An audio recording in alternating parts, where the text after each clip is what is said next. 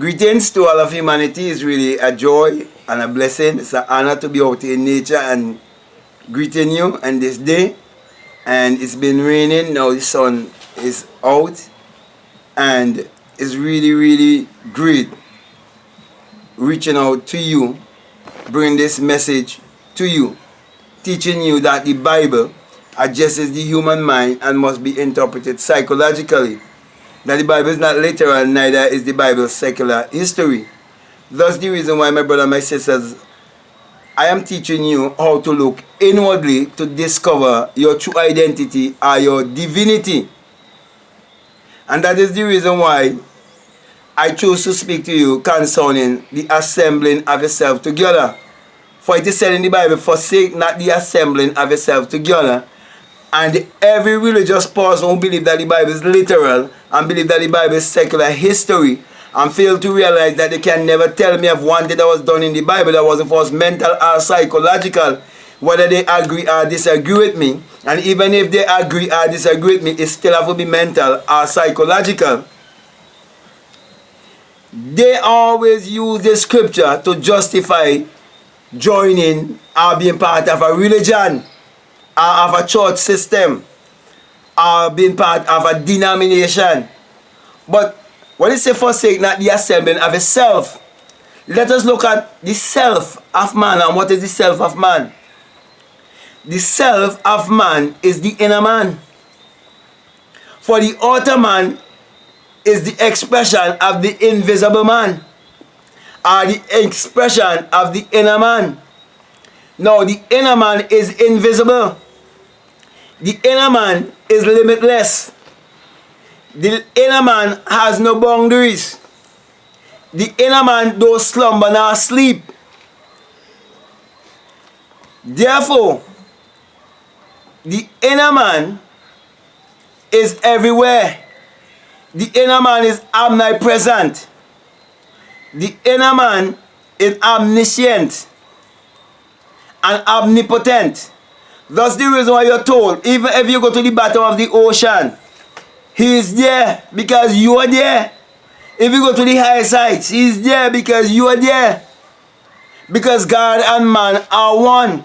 So when he says forsake not the assembling of itself together, it is speaking of oneness, being of one mind, being of one aim, being of one desire, being of like-mindedness. For it is said, can two walk together unless they agree? So it's all about oneness. It's all about connection. So a person could be living in Europe. A person could be living in Asia. A person could be living in North America, in South America, in Africa, in Australia, Central America, in the Caribbean. And each and every person could be connected. In this age of social media. And so you could be connected from the electrical media, and you could be connected from the electrical magnetic self also. For there's only one universal consciousness. There's only one life. And that life is the light of man. For God is life and life is God. You can't separate God from life or life from God. That's why it is not correct to say that God gave man life. It is more correct to say that God gave man himself. Because most people who normally says that try to separate themselves from God. So the assembling of yourself is speaking of oneness. Oneness of mind. Being in oneness of mind. Being of the same mind. Having the mind of Christ, which is the higher self. So you must not forsake being in the higher mind. Being in a higher state of consciousness. Knowing who you are. coming into self-knowledge, self-revelation. That's the reason why the Bible also tells you that the first thing you're supposed to do is to seek the kingdom first, which is to seek to know yourself first. And then in Luke 17:21, it tells you that the kingdom of God is within you.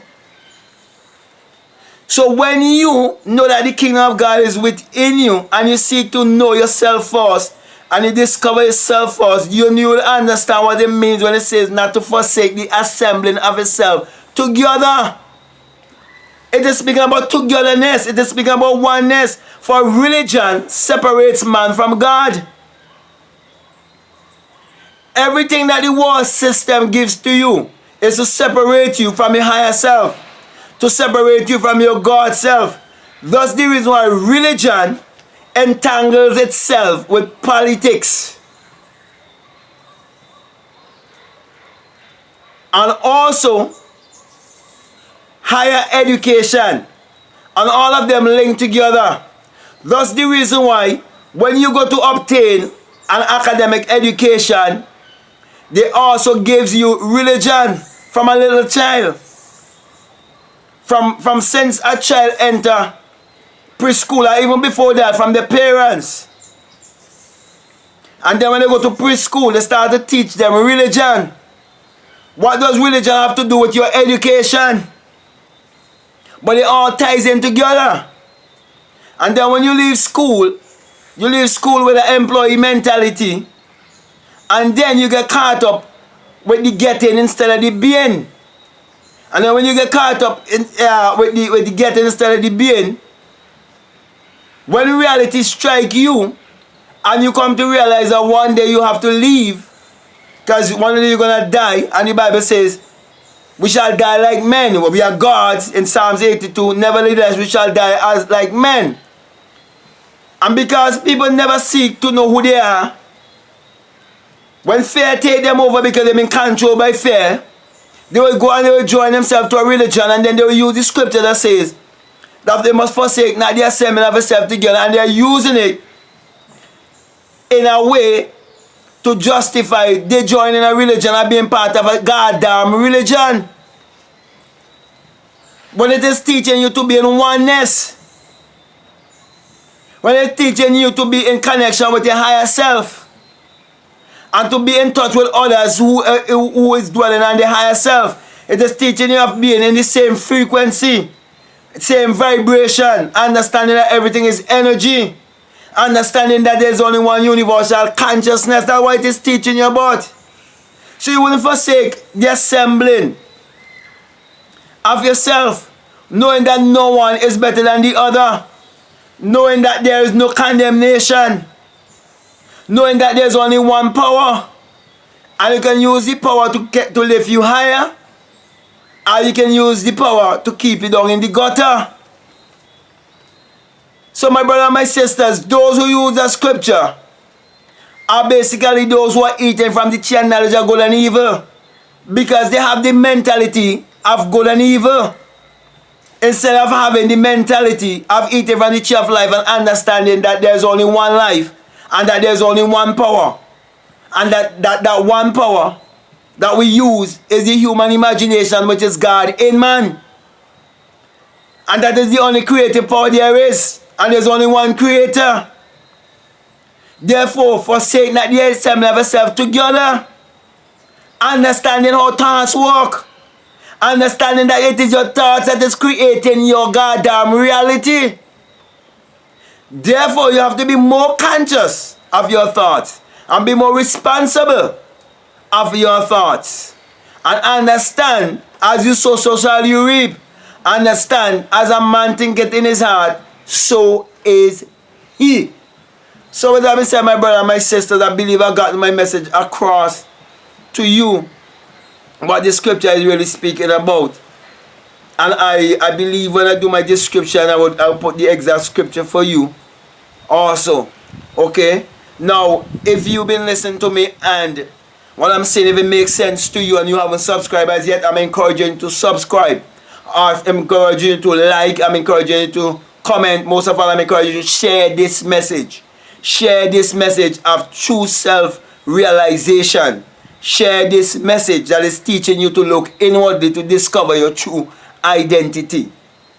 Now, this message is the single eye message of self-realization, of which Matthew 6:22 tells you, if your eye be single, your whole body will be full of light. So I always teach you to practice the single eye, which is seeing things through the eye of imagination, seeing things through your mind's eye, and learning to create your reality consciously, especially as you go to bed nightly. So with that, Mr. My brother and my sister, I now want to give you the sign of the single eye, of which Matthew 6:22 says, if your eye be single, your whole body be full of light. And I'm saying to you, my brother and my sisters, when you have that experience, you will burst your crown chakra, and you will come to realize that it is the rising of the S-U-N in a S-O-N, and that it is the dawning of a new day in your life, and that the sun parallels the human imagination, and the human imagination parallels the sun. For without the sun, there is no life and there is no light. And without the human imagination, there isn't anything made that was made. Therefore, my brother and my sisters, your mind power is your solar power. Therefore, use your solar power to achieve your every desire. So with that being said, I want to say peace, love you all, I'm out.